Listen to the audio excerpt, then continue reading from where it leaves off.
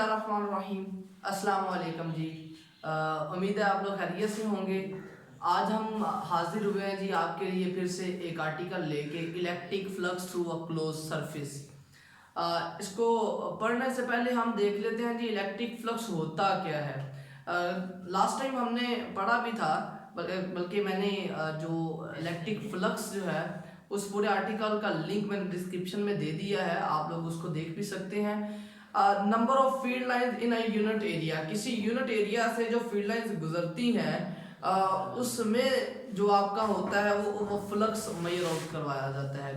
अच्छा जी, अब बात करते हैं क्लोज सरफेस कौन कौन सी हो सकती है। क्लोज सरफेस आपके पास एक रेक्टेंगुलर बॉक्स हो सकता है, एक क्यूब हो सकता है,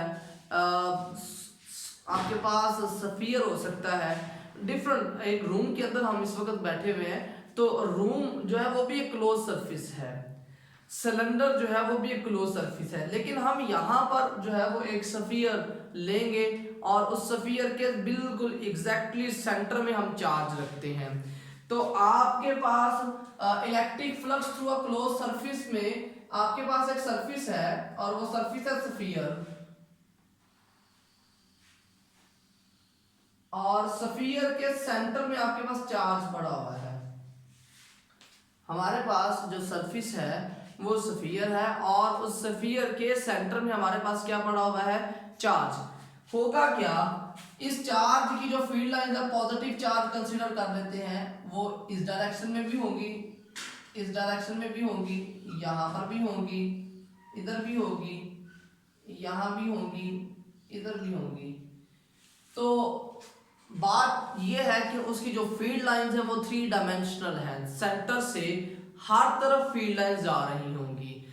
तो हर तरफ अगर फील्ड लाइंस जा रही हैं तो यहां से भी कुछ फ्लक्स पास आउट हो सकता है, यहां से भी पास आउट होगा, इस सरफेस से भी, यहां से भी, यहां से भी और यहां से भी।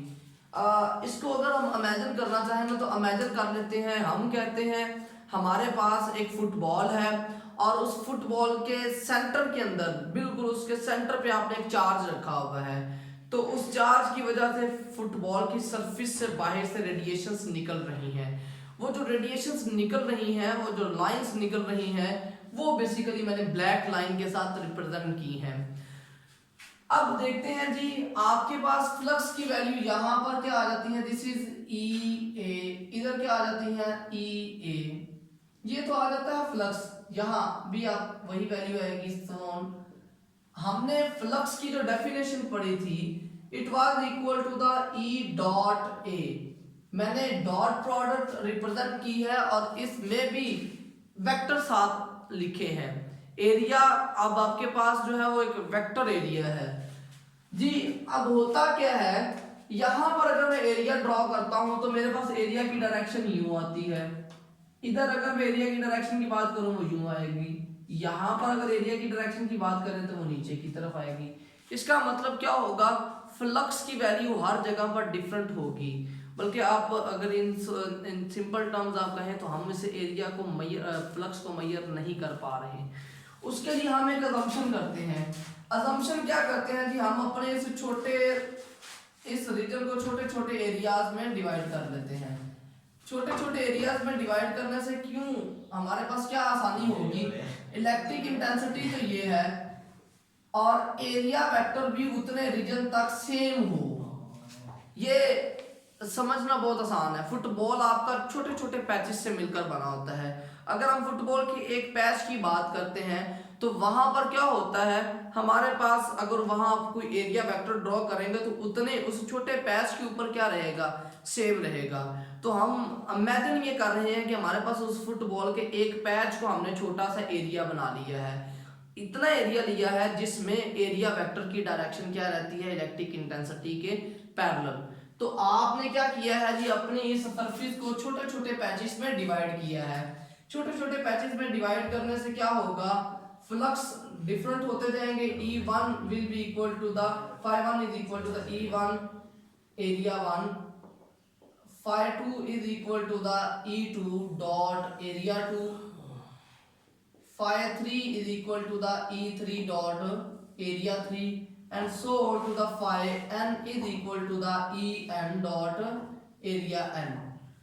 यहाँ पर अगेन डॉट प्रोडक्ट लिखी हुई है, लेकिन अपने इस डॉट प्रोडक्ट को सिंपलीफाई करने के लिए ही तो हमने क्या किया था, एरिया को छोटे छोटे पैचेस में डिवाइड किया है। तो फाई जो आपके पास आ रहा है वो E A cos of theta आ रहा है, और आप यहां पर भी लिखें जी electric intensity and area are parallel, तो कॉस थीटा की टर्म आपके पास यहां से वैनिश आउट हो जाएगी, इसका आंसर 1 आ जाएगा। लिहाजा phi 1 will be equal to the E1 area 1, phi 2 is equal to the E2 area 2 and so on to the phi n is equal to the En area n। अब आपने जितने छोटे छोटे पैचेस बनाए थे उन तमाम पैचेस के लिए हमने फ्लक्स की वैल्यू तो फाइंड आउट की। अगर आप टोटल फ्लक्स की बात करते हैं तो टोटल फ्लक्स हमारे पास किसके इक्वल आएगा, phi is equal to the phi 1 plus phi 2 plus phi 3 and so on to the phi n। तो हम इन तमाम फ्लक्स की वैल्यूज को ऐड अप कर लेते हैं। ऐड करने के बाद हमारे पास आ जाती है जी E1 area 1 plus E2 area 2 plus E3 area 3 and so on to the En area n।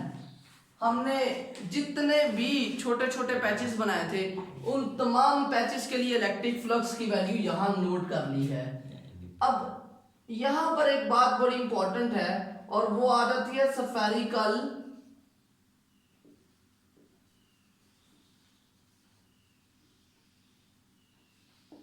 Symmetry. Spherical symmetry से क्या मुराद है, स्फेरिकल सिमेट्री से मुराद ये है कि आपकी सरफेस हर बार अपना वो जो एरिया है उस पॉइंट से एक जितना डिस्टेंस पर है। अगर हम इलेक्ट्रिक इंटेंसिटी की बात करते हैं तो electric intensity inverse square law को ओबे करती है। अगर चार्ज सेंटर पे है तो जितने भी पैचेस ऑफ द एरियाज आपने बनाए हैं उन तमाम के लिए इलेक्ट्रिक इंटेंसिटी की वैल्यू चेंज नहीं होगी। चेंज ना होने की वजह क्या है कि हमने स्फेरिकल सिमेट्री इस्तेमाल की है। तो स्फेरिकल सिमेट्री को इस्तेमाल करने से आपके पास एक फायदा ये हुआ कि तमाम एरियाज पर इलेक्ट्रिक इंटेंसिटी की वैल्यू जो है वो सेम है। अगर वो सेम है तो आप उसको वहां से कॉमन निकाल सकते हैं, area 1 plus area 2 plus area 3 and so on to the area n। अब यहां पर आपके पास ये इलेक्ट्रिक इंटेंसिटी आ गई और this is total surface area. अब ये मैं छोटे छोटे एरियाज पैचेस जितने भी बनाए हैं तो उस सरफेस के ऊपर ही, तो उन तमाम को ऐड अप करने के बाद आपके पास आ जाता है जी टोटल सरफेस एरिया। अब इनकी वैल्यूज पुट करते हैं, आपके पास इनकी वैल्यू आ जाती है 1/4 pi epsilon naught Q over r square, और स्फीयर के सरफेस एरिया की अगर आप बात करते हैं that is equal to the 4 pi r square. Again यहां पर जो r स्क्वायर है दिस इज रेडियस, और ये आपके पास point where E is measured। दो R मैंने R है तो सेम, मैंने नोटेशन भी सेम यूज की है लेकिन इसको डिफरेंट अभी बना रहे हैं समझने के लिए। R इलेक्ट्रिक इंटेंसिटी में वो डिस्टेंस होता है जहां पर आप इलेक्ट्रिक इंटेंसिटी मेजर कर रहे हैं, where R is the radius of the sphere. हमारे पास ये जो ब्लैक लाइन है ये रेडियस ऑफ द स्फीयर है, लेकिन इतने ही डिस्टेंस पर हम क्या कर रहे हैं, इलेक्ट्रिक इंटेंसिटी भी मेजर कर रहे हैं। इट मींस ये इस वक्त आपके पास सेम हो जाता है और ये 4 पाई भी 4 पाई से कैंसिल आउट हो गया। You will be left with 1 over epsilon not into Q। तो इससे मुराद क्या है जी, हमने इलेक्ट्रिक फ्लक्स जब सॉल्व किया उसके बाद आपके पास रिजल्ट क्या बचता है कि वो जो इलेक्ट्रिक फ्लक्स है वो 1 over epsilon not time the charge enclosed by the surface. आपकी सरफेस के अंदर जितना चार्ज इनक्लोज होगा उसका 1/ε0 टाइम्स लेंगे, it will give you the electric flux. अब इसी में अगर हम बात करते हैं तो आपके पास ये तो एक सरफेस थी, उस सरफेस के अंदर जो है वो चार्ज एक ही पड़ा हुआ था। अब अगर आपके पास सरफेस कोई रैंडम है और उस रैंडम सरफेस के अंदर चार्जेस पड़े हुए हैं ज्यादा सारे, बहुत ज्यादा चार्जेस है इसके अंदर, तो अगर हमने इसके फ्लक्स की बात करनी है, मैं इस चार्ज के फ्लक्स की बात करूंगा, phi 1 will be equal to the 1/ε0 times q1। अगर इसके बात करता हूं flux 2, it will be equal to the 1/ε0 time q2 and so on 1/ε0 time qn। तो आपके पास जितने भी क्लोज्ड चार्जेस होंगे किसी सरफेस के अंदर, अगर आप उनका इलेक्ट्रिक फ्लक्स लिखें तो आप इंडिविजुअल लिखेंगे, इन सब में से आपके पास क्या आ जाता है, phi constant, phi is equal to the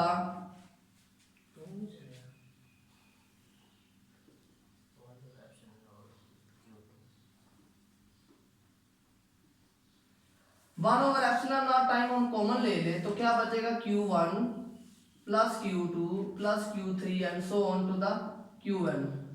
आपने क्या किया, आपकी सरफेस के अंदर बहुत ज्यादा चार्जेस हैं, आपने हर एक चार्ज का अलग अलग फ्लक्स मेजर आउट किया। इसमें एक चीज हमें पता है, जो पॉजिटिव फील्ड लाइन होती हैं वो आउटवर्ड होती हैं, जो नेगेटिव फील्ड लाइन होती हैं वो इनवर्ड होती हैं। लिहाजा जब आप पॉजिटिव और नेगेटिव चार्जेस की बात कर रहे होंगे इसमें, कि हमारे पास अगर डिफरेंट चार्जेस हैं, उनके मैग्नीट्यूड्स और उनकी क्वांटिटी, पॉजिटिव में से नेगेटिव वाला माइनस करके आप नेट चार्ज निकाल रहे होंगे, क्योंकि पॉजिटिव की फील्ड लाइन आउटवर्ड है, नेगेटिव की फील्ड लाइन इनवर्ड है, वो दोनों एक दूसरे के कैंसिल आउट कर रहे होंगे। तो ये जो आपके पास वैल्यू आती है, 5 will be equal to the 1/ε0 time total charge, this is known as the Gauss's law। तो गॉसिस लॉ के मुताबिक हम क्या लिखते हैं, total electric flux through a closed surface is 1/ε0 times charge enclosed by the surface।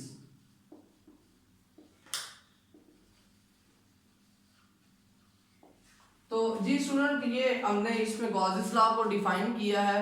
उसके मुताबिक क्या होता है जी, total electric flux through a closed surface. आपने बहुत ज्यादा चार्जेस दिए हुए हैं, उन तमाम चार्जेस की वजह से जो इलेक्ट्रिक फ्लक्स होगा that is 1/ε0 times 1/ε0 time charge enclosed by the surface.